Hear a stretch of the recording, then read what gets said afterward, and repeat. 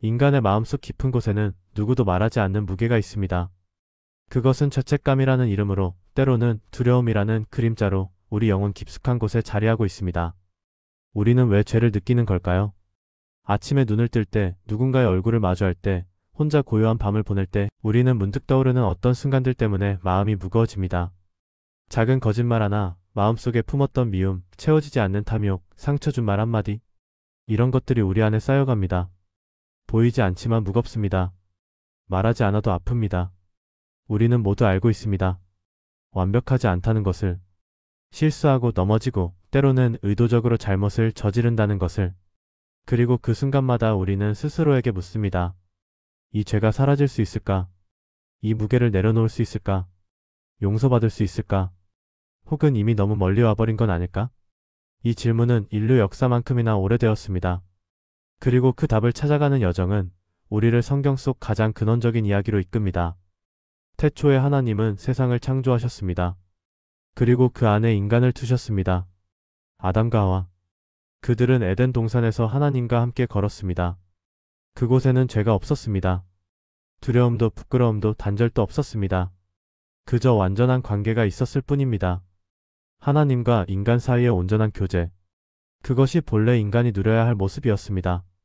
하지만 동산 한가운데에는 한 그루의 나무가 있었습니다. 선악을 알게 하는 나무. 하나님은 단 하나의 명령을 주셨습니다. 이 나무의 열매는 먹지 말라. 이것은 단순한 금지가 아니었습니다. 이것은 신뢰의 시험이었습니다. 관계의 경계였습니다. 그러나 뱀의 속삭임이 들려왔습니다. 정말 하나님이 그렇게 말씀하셨느냐? 너희가 그것을 먹으면 죽지 않는다. 오히려 너희 눈이 밝아져 하나님처럼 될 것이다. 그 순간 인간의 마음속에 의심이 싹 텄습니다. 하나님의 말씀보다 자신의 판단을 믿고 싶은 욕망이 피어났습니다. 하와는 열매를 따서 먹었습니다. 그리고 아담에게도 주었습니다. 그들은 먹었습니다. 그 순간 무언가가 깨졌습니다. 눈이 밝아진 것이 아니라 마음이 어두워졌습니다. 그들은 처음으로 두려움을 느꼈습니다. 부끄러움을 알았습니다. 그리고 하나님의 음성이 들렸을 때 그들은 숨었습니다. 관계가 단절된 것입니다. 죄는 단순히 규칙을 어긴 행동이 아니었습니다. 죄는 관계의 파괴였습니다. 하나님과 인간 사이에 있던 신뢰와 사랑과 교제가 무너진 것입니다. 아담과 하와는 동산에서 쫓겨났습니다. 그리고 그 이후로 인류는 이 단절을 안고 살아가게 되었습니다. 우리가 느끼는 모든 죄책감, 모든 공허함, 모든 두려움의 뿌리는 바로 여기에 있습니다. 우리는 원래 있어야 할 곳에서 떨어져 나온 존재입니다. 하나님과의 관계에서 멀어진 영혼입니다. 그래서 우리는 끊임없이 무언가를 갈망합니다. 채워지지 않는 갈증을 느낍니다. 그것은 바로 잃어버린 관계에 대한 그리움입니다. 시간이 흘렀습니다. 인류는 땅 위에 퍼져나갔고 죄는 더욱 깊어졌습니다. 가인은 동생 아벨을 죽였습니다. 사람들의 마음에는 악한 생각이 가득했습니다. 홍수가 세상을 덮었습니다. 하지만 하나님은 인간을 포기하지 않으셨습니다. 노아와 언약을 맺으셨고 아브라함을 부르셨고 이스라엘 민족을 택하셨습니다. 그리고 그들에게 한 가지 방법을 주셨습니다. 죄를 다루는 방법. 그것이 바로 제사 제도였습니다. 시내산에서 하나님은 모세를 통해 율법을 주셨습니다. 그 안에는 복잡하고 정교한 제사 규정들이 담겨 있었습니다. 번제, 소제, 화목제, 속죄제, 속건제. 각각의 제사는 특별한 의미를 가지고 있었습니다. 하지만 그 모든 제사의 중심에는 한 가지 공통점이 있었습니다. 바로 피였습니다. 제사를 드릴 때마다 동물이 죽었습니다. 그 피가 제단에 뿌려졌습니다. 레위기는 말합니다. 피 흘림이 없이는 사함이 없느니라. 이것은 무엇을 의미했을까요? 죄의 대가는 죽음이라는 것입니다. 죄는 그냥 넘어갈 수 있는 것이 아닙니다. 죄는 값을 치러야 하는 것입니다. 상상해 보십시오. 고대 이스라엘의 한 사람이 죄를 지었습니다. 그는 자신이 잘못했음을 압니다. 마음이 무겁습니다. 그래서 그는 성막으로 갑니다. 흠 없는 어린 양을 데리고 갑니다. 제사장 앞에 섭니다. 그리고 자신의 손을 그 어린 양의 머리 위에 얹습니다. 이것은 상징적인 행위입니다. 자신의 죄를 그 동물에게 전가하는 것입니다. 그리고 그 어린 양은 죽임을 당합니다. 칼이 목을 그을 때 피가 흐릅니다. 제사장은 그 피를 받아 제단 뿔에 바릅니다. 제단 사방에 뿌립니다. 향연이 피어오릅니다. 그 연기는 하늘로 올라갑니다. 이 모든 과정은 엄숙했습니다. 고통스러웠습니다. 죄가 가벼운 것이 아니라는 것을 온몸으로 느끼는 순간이었습니다. 매번 제사를 드릴 때마다 그는 깨달았을 것입니다. 내 죄 때문에 무고한 생명이 죽는다는 것을. 하지만 동시에 그는 안도했을 것입니다. 이 제사를 통해 자신의 죄가 다뤄진다는 것을. 하나님과의 관계가 회복된다는 것을. 그러나 문제가 있었습니다. 이 제사는 끝이 없었습니다. 해마다 반복되었습니다. 날마다 반복되었습니다. 한 번의 제사로는 충분하지 않았습니다. 어제 드린 제사가 오늘의 죄를 가릴 수 없었습니다. 작년에 드린 제사가 올해의 죄를 씻을 수 없었습니다. 사람들은 계속해서 제단으로 왔습니다. 계속해서 동물을 가져왔습니다. 계속해서 피를 뿌렸습니다. 그럼에도 불구하고 그들의 마음속 깊은 곳에는 여전히 무게가 있었습니다. 완전한 평안을 얻지 못했습니다. 왜냐하면 그들도 알았기 때문입니다. 동물의 피가 인간의 죄를 근본적으로 해결할 수는 없다는 것을. 히브리서 기자는 이렇게 기록합니다. 황소와 염소의 피가 능히 죄를 없이 하지 못하느니라. 이 모든 제사는 그림자였습니다. 상징이었습니다. 진짜를 가리키는 표지판이었습니다. 그리고 그 진짜가 마침내 왔습니다. 예수 그리스도. 하나님의 아들이자 사람의 아들. 그가 이 땅에 오셨습니다. 그는 우리와 같은 모습으로 태어나셨습니다. 우리와 같이 자라셨습니다. 우리와 같이 배고프셨고 목마르셨고 피곤하셨습니다. 하지만 한 가지 다른 점이 있었습니다. 그는 죄가 없으셨습니다. 한 번도 죄를 짓지 않으셨습니다. 그의 삶은 완전했습니다. 그는 하나님의 뜻에 완전히 순종하셨습니다. 그래서 그는 완전한 제물이 될 수 있었습니다. 예수님은 3년 동안 이 땅을 다니시며 가르치셨습니다. 병든 자를 고치셨습니다. 귀신을 쫓으셨습니다. 죄인들과 함께 식사하셨습니다. 그리고 끊임없이 말씀하셨습니다. 하나님의 나라가 가까이 왔다고. 회개하고 복음을 믿으라고. 그러나 종교 지도자들은 그를 받아들이지 않았습니다. 그들은 그를 시기했습니다. 두려워했습니다. 그래서 그를 죽이기로 결심했습니다. 6월절이 다가왔습니다. 예루살렘은 순례자들로 가득했습니다. 제사를 드리기 위해 온 사람들이었습니다. 그들은 각자 어린 양을 가지고 왔습니다. 성전에서는 수많은 어린 양들이 도살되었습니다. 피가 흘렀습니다. 그리고 바로 그때 예수님도 잡히셨습니다. 그는 재판을 받으셨습니다. 거짓 증인들이 일어났습니다. 사람들은 그에게 십자가에 못 박으라고 외쳤습니다. 빌라도는 손을 씻었습니다. 예수님은 채찍에 맞으셨습니다. 가시관을 쓰셨습니다.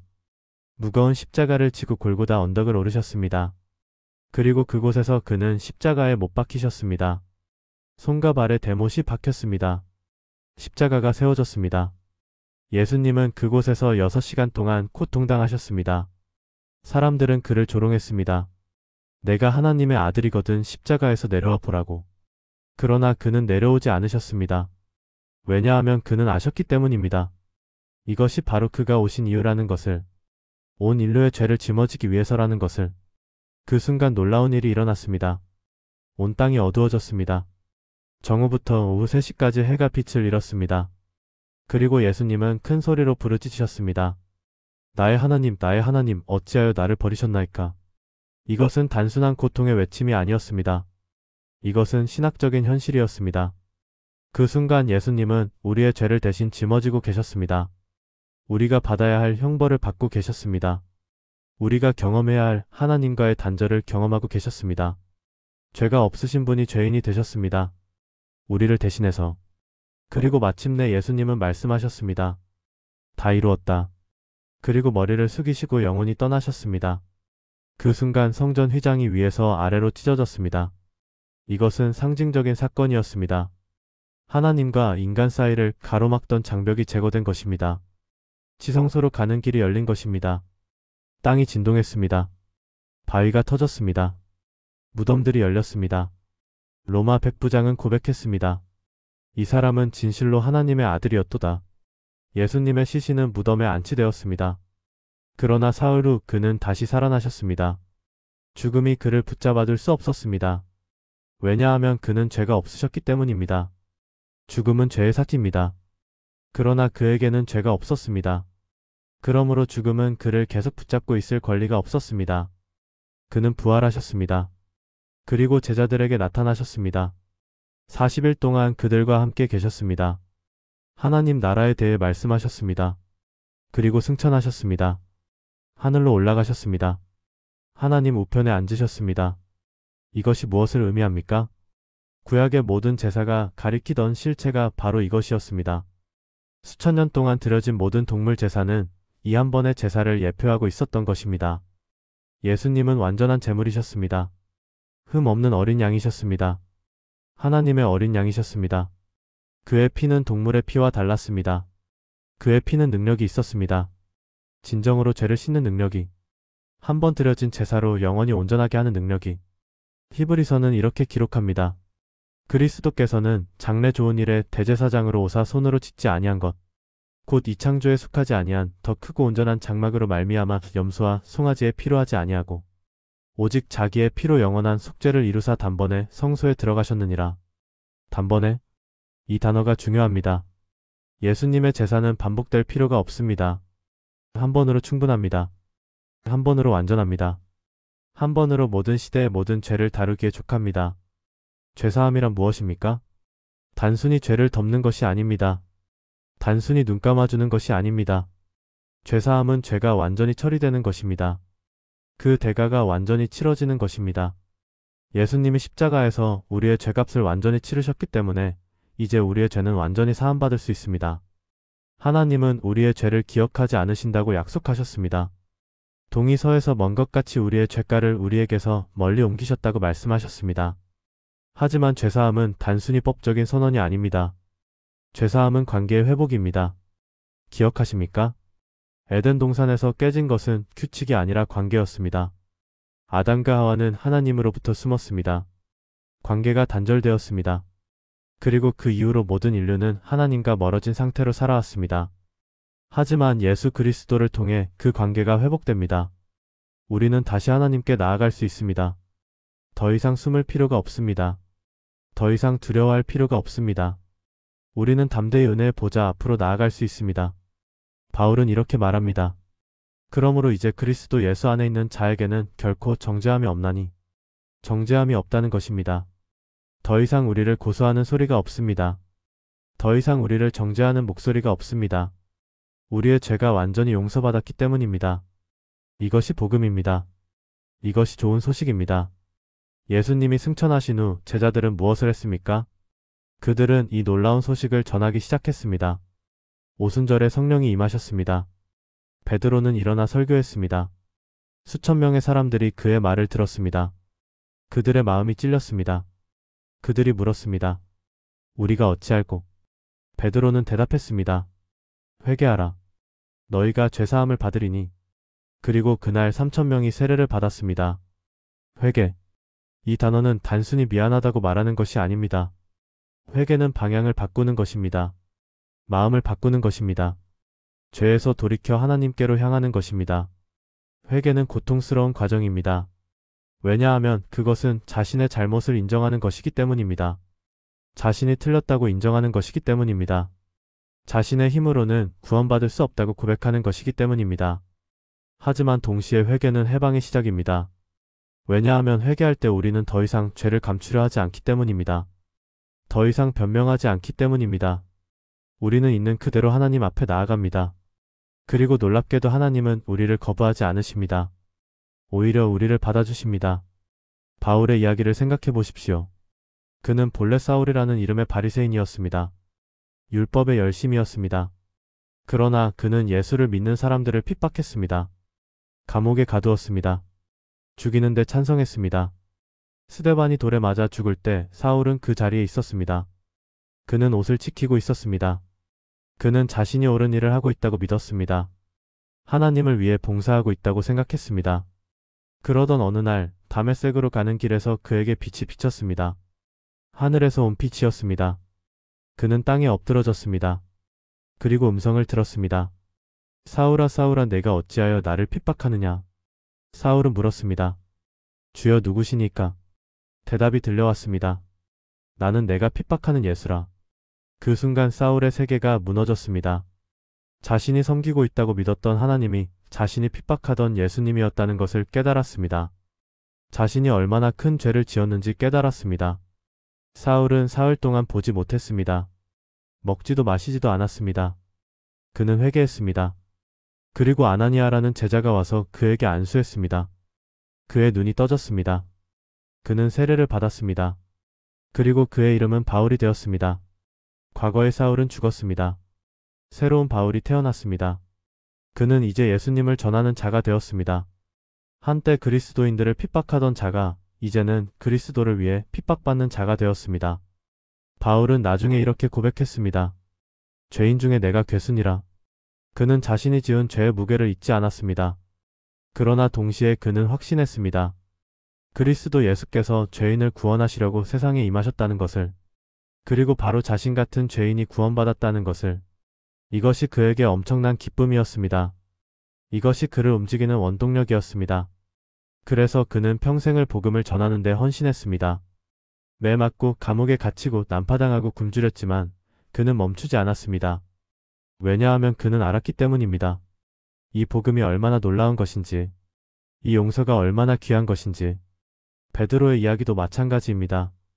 예수님이 잡히시던 밤 베드로는 예수님을 따라갔습니다. 멀찍이. 그러다가 사람들이 그를 알아봤습니다. 내가 예수와 함께 있던 자가 아니냐. 베드로는 부인했습니다. 나는 그 사람을 알지 못하노라. 3번이나 부인했습니다. 그리고 닭이 울었습니다.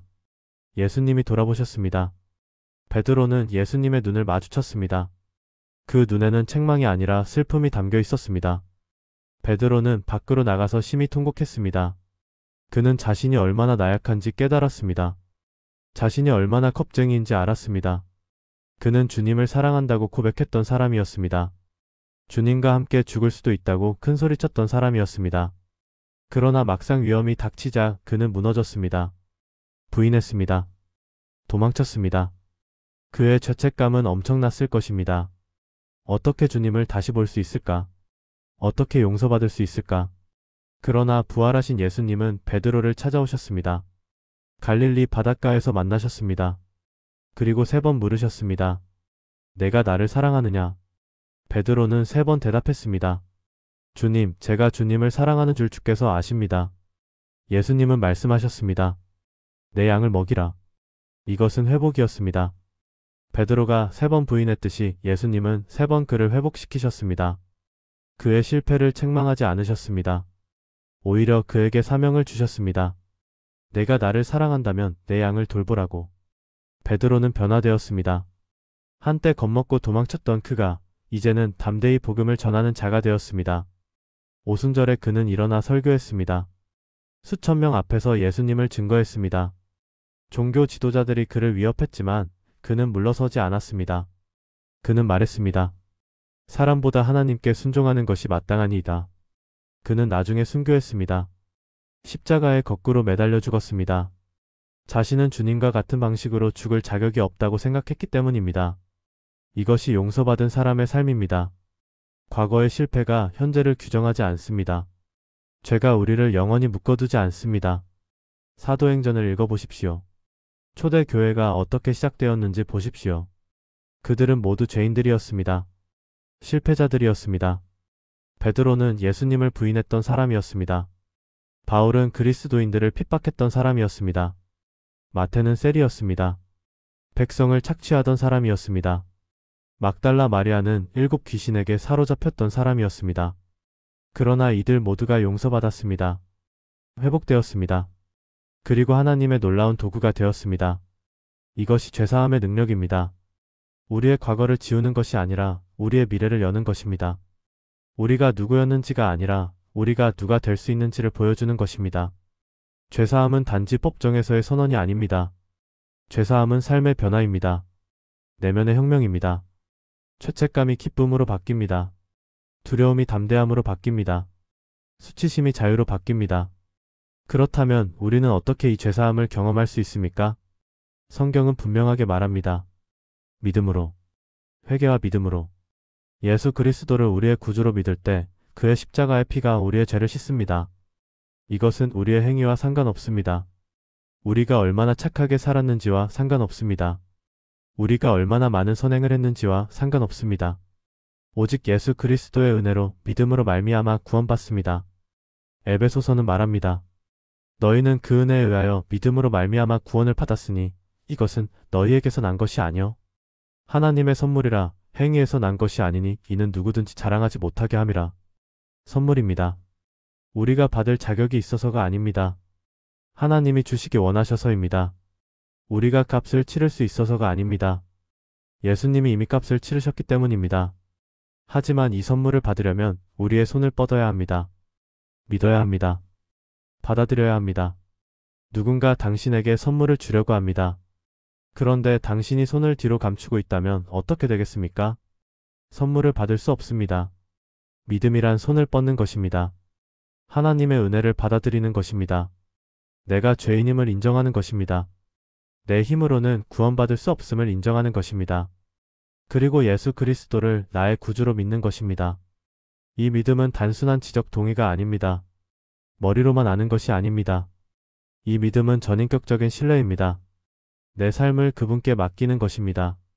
그분의 말씀에 순종하기로 결심하는 것입니다. 야고보서는 말합니다.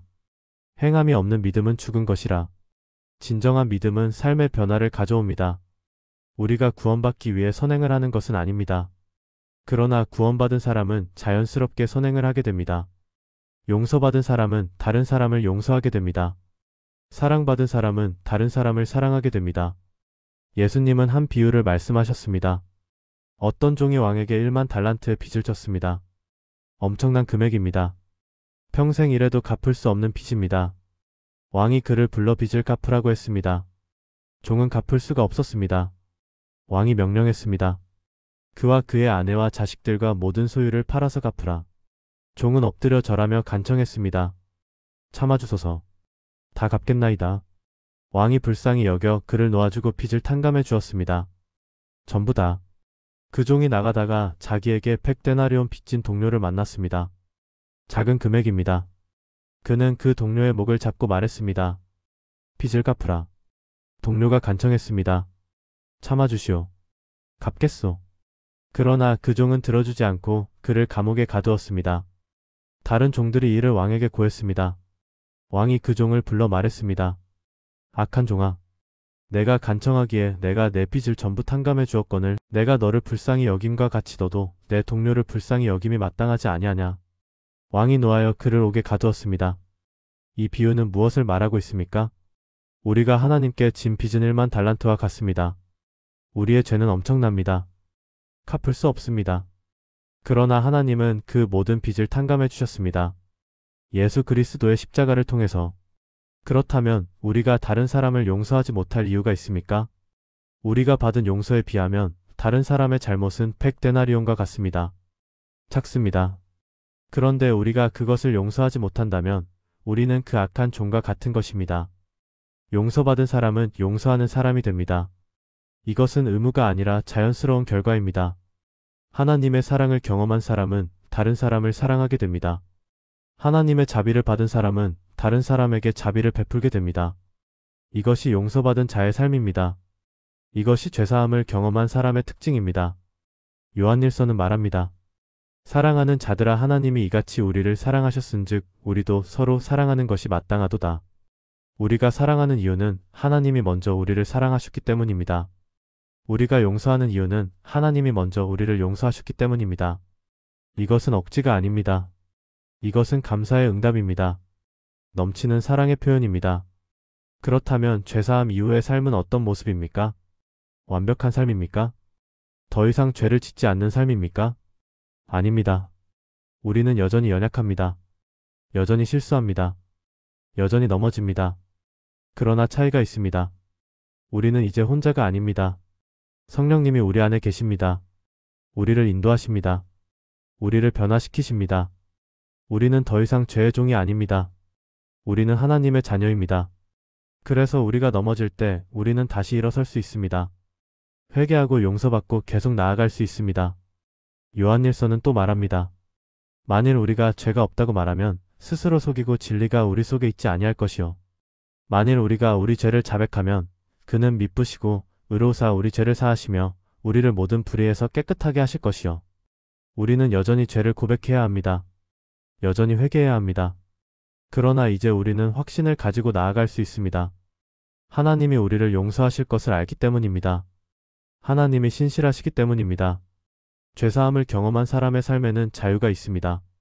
더 이상 과거에 묶여있지 않습니다.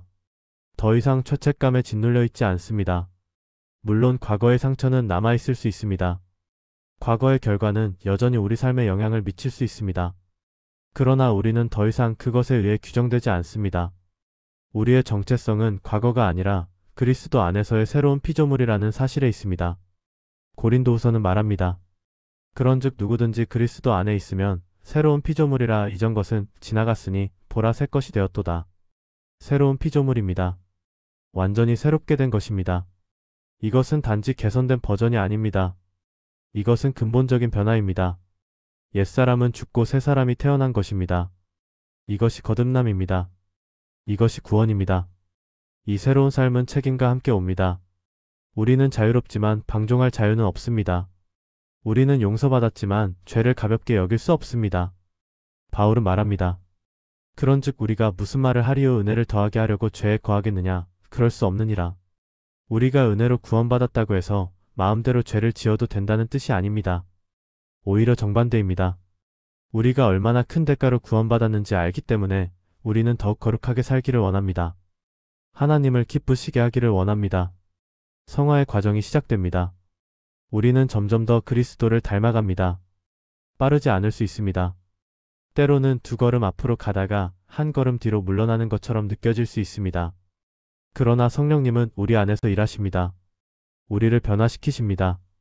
고린도후서는 말합니다. 우리가 다 수건을 벗은 얼굴로 거울을 보는 것 같이 주의 영광을 보매 그와 같은 형상으로 변화하여 영광에서 영광에 이르니 곧 주의 영으로 말미암음이니라. 영광에서 영광으로. 이것이 그리스도인의 삶입니다. 완벽하지 않습니다. 그러나 계속 성장합니다. 계속 변화합니다. 계속 나아갑니다. 때로는 넘어집니다. 그러나 다시 일어납니다. 왜냐하면 하나님이 우리를 붙드시기 때문입니다. 하나님이 시작하신 일을 끝까지 이루실 것이기 때문입니다. 죄사함의 메시지는 결국 사랑의 메시지입니다. 하나님이 우리를 사랑하신다는 메시지입니다. 우리가 죄인이었을 때에도, 우리가 하나님의 원수였을 때에도 하나님은 우리를 사랑하셨습니다. 로마서는 말합니다. 우리가 아직 죄인 되었을 때 그리스도께서 우리를 위하여 죽으심으로 하나님께서 우리에 대한 자기의 사랑을 확증하셨느니라. 이것이 복음의 핵심입니다. 하나님의 사랑입니다. 우리는 이 사랑을 경험할 때 변화됩니다. 사랑받는다는 것을 알 때 우리는 다른 사람을 사랑할 수 있게 됩니다. 용서받는다는 것을 알 때 우리는 다른 사람을 용서할 수 있게 됩니다. 받아들여진다는 것을 알 때 우리는 다른 사람을 받아들일 수 있게 됩니다. 이것이 바로 죄사함이 가져오는 열매입니다. 이것이 바로 용서의 능력입니다. 죄는 사라지는 것이 아닙니다. 죄의 기억이 완전히 지워지는 것도 아닙니다. 그러나 죄는 사랑에 녹아 사라집니다. 하나님의 사랑 앞에서 죄의 권세가 무너집니다. 죄의 정죄가 사라집니다. 죄의 고통이 치유됩니다. 이것이 십자가의 능력입니다. 이것이 예수 그리스도의 피가 가진 능력입니다. 용서란 기억을 지우는 것이 아닙니다. 용서는 고통을 사랑으로 덮는 것입니다. 상처를 치유하는 것입니다. 관계를 회복하는 것입니다. 하나님은 우리의 죄를 기억하지 않으신다고 약속하셨지만 그것은 문자적으로 잊어버리신다는 뜻이 아닙니다. 하나님은 전지하십니다. 모든 것을 아십니다. 하나님이 우리 죄를 기억하지 않으신다는 것은 그 죄를 우리에게 돌리지 않으신다는 뜻입니다. 그 죄로 우리를 정죄하지 않으신다는 뜻입니다. 그 죄가 우리와 하나님 사이를 가로막지 않는다는 뜻입니다. 우리도 마찬가지입니다. 우리가 다른 사람을 용서한다는 것은 그 사람이 한 일을 잊어버린다는 뜻이 아닙니다. 그것은 불가능할 수도 있습니다. 특히 깊은 상처를 받았다면. 그러나 용서한다는 것은 그 일로 인해 그 사람을 계속 정죄하지 않는다는 뜻입니다. 복수하지 않는다는 뜻입니다. 그 사람에게 악을 원하지 않는다는 뜻입니다. 오히려 그 사람의 선을 바란다는 뜻입니다. 이것은 쉽지 않습니다. 인간의 힘으로는 불가능합니다. 그러나 하나님의 은혜로 가능합니다. 우리가 하나님께 얼마나 큰 용서를 받았는지 깊이 깨달을 때 우리는 다른 사람을 용서할 수 있는 힘을 얻습니다. 우리 자신을 용서할 수 있는 힘도 얻습니다. 때로는 다른 사람을 용서하는 것보다 자신을 용서하는 것이 더 어렵습니다. 우리는 우리 자신에게 가장 가혹한 비평가입니다. 우리는 우리의 실패를 계속 되새깁니다. 우리의 부족함을 계속 자책합니다. 그러나 하나님이 우리를 용서하셨다면 우리가 무슨 권리로 우리 자신을 용서하지 않습니까? 하나님이 우리를 받아들이셨다면 우리가 무슨 권리로 우리 자신을 거부합니까? 죄사함의 메시지는 우리에게 자유를 줍니다. 과거로부터의 자유, 죄책감으로부터의 자유, 정죄로부터의 자유, 그리고 미래를 향한 소망을 줍니다. 우리는 더 나은 사람이 될 수 있습니다. 우리는 변화될 수 있습니다. 우리는 하나님의 목적을 이룰 수 있습니다. 왜냐하면 하나님이 우리와 함께 하시기 때문입니다. 하나님이 우리 안에서 일하시기 때문입니다. 이것이 은혜입니다. 우리가 받을 자격이 없는 선물, 우리가 얻을 수 없는 것을 하나님이 값없이 주시는 것, 예수 그리스도의 십자가를 통해 우리에게 주어진 놀라운 선물, 이 은혜를 받아들이십시오. 이 용서를 경험하십시오. 그리고 이 사랑 안에서 살아가십시오. 당신이 누구이든 당신이 무엇을 했든 하나님은 당신을 사랑하십니다. 당신의 죄가 얼마나 크든 하나님의 은혜는 더 큽니다. 당신이 얼마나 멀리 떨어져 있든 하나님은 당신을 기다리고 계십니다. 돌아가는 탕자를 품에 안은 아버지처럼, 잃어버린 양을 찾은 목자처럼, 잃어버린 동전을 찾은 여인처럼 하나님은 당신을 찾고 계십니다. 당신을 부르고 계십니다. 오늘 이 메시지를 듣는 당신에게 묻습니다. 당신은 이 용서를 경험했습니까? 당신은 이 자유를 알고 있습니까? 만약 아직 경험하지 못했다면 지금이 바로 그때입니다. 예수 그리스도께 나아오십시오. 당신의 죄를 고백하십시오. 그를 당신의 구주로 믿으십시오. 그러면 당신도 이 놀라운 은혜를 경험하게 될 것입니다. 당신의 삶이 변화될 것입니다. 당신의 영혼이 자유를 얻을 것입니다. 그리고 이미 은혜를 경험한 사람들에게 말합니다. 이 은혜를 잊지 마십시오. 매일 이 십자가로 돌아오십시오. 매일 이 사랑을 기억하십시오. 그리고 이 사랑으로 살아가십시오. 다른 사람을 용서하십시오. 다른 사람을 사랑하십시오. 다른 사람을 섬기십시오. 이것이 용서받은 자의 삶입니다. 이것이 은혜를 경험한 자의 응답입니다. 죄사함. 이것은 단순한 교리가 아닙니다. 이것은 살아있는 현실입니다. 이것은 우리의 삶을 바꾸는 능력입니다. 이것은 우리를 자유케 하는 진리입니다. 이 진리 안에 거하십시오. 이 자유를 누리십시오. 그리고 이 사랑을 나누십시오. 왜냐하면 세상은 이 메시지를 필요로 하기 때문입니다. 수많은 사람들이 죄책감에 짓눌려 있습니다. 수많은 사람들이 용서를 갈망하고 있습니다. 그들에게 이 소식을 전하십시오. 희망이 있다고. 용서가 있다고. 새로운 시작이 있다고. 이것이 바로 복음입니다. 이것이 바로 좋은 소식입니다. 예수 그리스도께서 우리의 죄를 위해 죽으시고 부활하셨다는 것. 우리가 그를 믿을 때 죄사함을 받는다는 것. 우리가 하나님의 자녀가 된다는 것. 우리가 영생을 얻는다는 것. 이보다 더 좋은 소식이 어디 있겠습니까? 이보다 더 놀라운 은혜가 어디 있겠습니까? 죄사함의 깊이는 측량할 수 없습니다. 하나님의 사랑의 깊이를 측량할 수 없듯이, 그리스도의 십자가의 의미를 다 이해할 수 없듯이, 그러나 우리가 알아야 할 것은 하나입니다. 하나님은 우리를 사랑하신다는 것, 그래서 독생자를 보내주셨다는 것, 우리를 구원하시기 위해서, 우리를 용서하시기 위해서, 우리와 함께 하시기 위해서. 이 사랑을 받아들이십시오. 이 은혜 안에 거하십시오. 그리고 이 사랑으로 살아가십시오. 이것이 용서받은 자의 삶입니다. 이것이 죄사함을 경험한 자의 증거입니다. 이것이 그리스도인의 삶입니다. 오늘 이 메시지가 여러분의 마음에 닿기를 바랍니다. 여러분이 하나님의 사랑을 깊이 경험하기를 바랍니다. 여러분의 삶이 이 은혜로 가득하기를 바랍니다. 그리고 여러분을 통해 더 많은 사람들이 이 복음을 듣게 되기를 바랍니다. 이 영상이 도움이 되셨다면 구독 버튼을 눌러주시고 좋아요로 응원해주세요. 여러분의 작은 관심이 더 많은 사람들에게 이 메시지를 전하는 데 큰 힘이 됩니다. 감사합니다.